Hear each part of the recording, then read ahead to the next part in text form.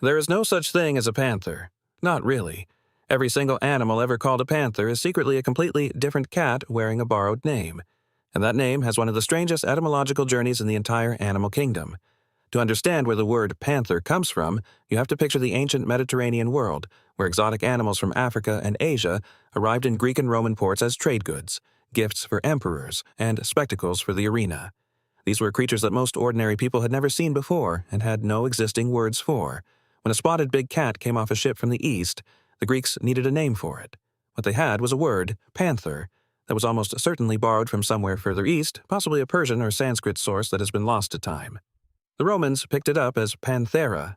The word moved west through Latin into Old French as pantere by the 12th century and into Middle English by the mid-1200s, where it was recorded as panter, simply another word for what we would call a leopard. So, from its very first appearance in English, panther was not describing its own unique animal. It was a borrowed label slapped onto a creature that already had a perfectly good identity.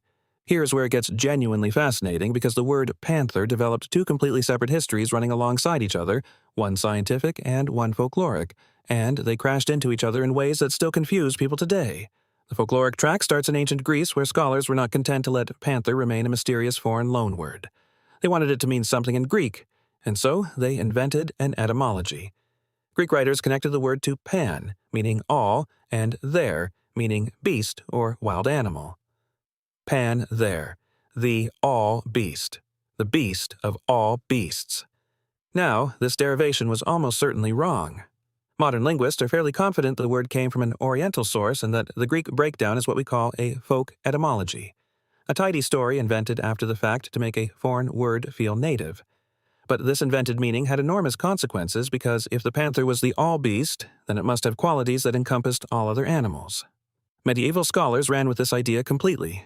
In the bestiaries, which were the popular natural history encyclopedias of medieval Europe, the panther became a creature of almost supernatural attraction. Writers described it as breathing sweet perfume from its mouth, drawing all animals to it willingly except the dragon. The 12th century Aberdeen Bestiary, produced in England around 1200, devotes a full illustrated entry to the panther, describing its multicolored coat and its irresistible, fragrant breath. The Christian interpretation was obvious to medieval readers. The panther was a symbol of Christ, drawing all creation to himself. This is a word doing extraordinary cultural work, all built on a false etymology. The scientific track runs parallel. When the Swedish naturalist Carl Linnaeus was constructing his system for classifying all living things in the 18th century, he needed a genus name for the big cats. He reached for Panthera, the Latin form of the word, and used it to group together lions, tigers, leopards, and jaguars. The genus Panthera was formally organized and defined more precisely by the German naturalist Lorenz Oken in the early 19th century, and by 1828 the term had its earliest recorded use in the taxonomic sense that persists today. So by the time the 19th century was underway, you had panther doing triple duty. It was an Old English word for a leopard. It was a medieval symbolic creature from a wrong etymology. And it was now a scientific genus name covering four completely different big cats. None of those uses actually described a single, consistent animal. The word was always a container for things that needed a name, not a name that grew from one specific thing. And this brings us to the misconception that trips people up constantly. Most people, if you ask them, will tell you a panther is a big black cat, a specific animal, its own species. This belief is so widespread that it shows up in movies, in logos, in children's books. But it is biologically wrong. A black panther is not a species. It is a color variant. Specifically, it is a melanistic individual, meaning an animal with a genetic mutation that causes excess dark pigmentation. That mutation can appear in leopards, producing black leopards most commonly found in Asia and Africa. The same mutation can appear in jaguars, producing black jaguars found in Central and South America.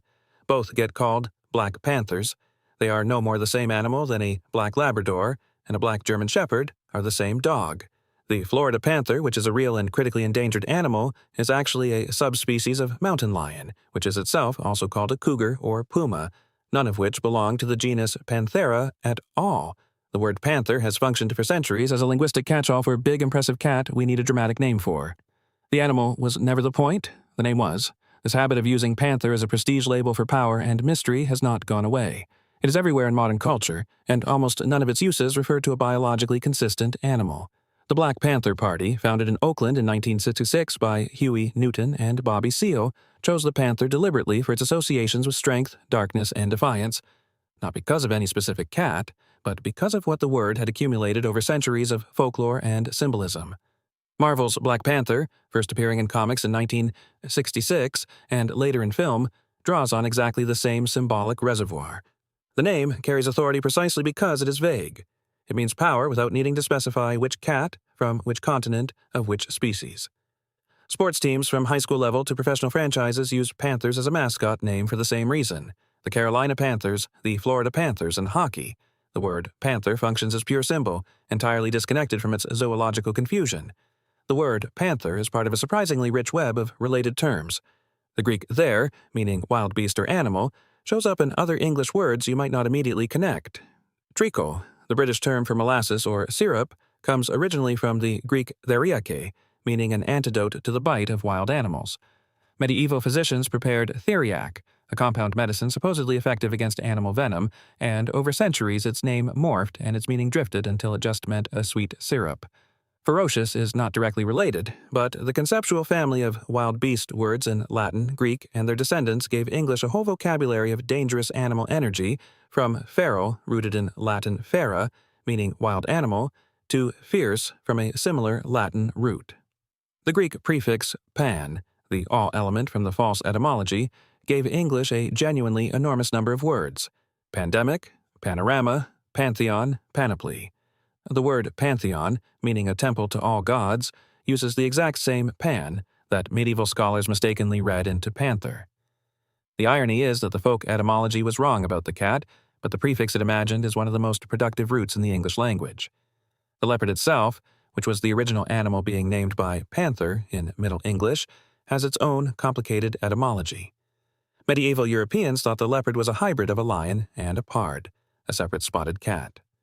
Leo plus pard. The pard was later identified as simply a cheetah or another,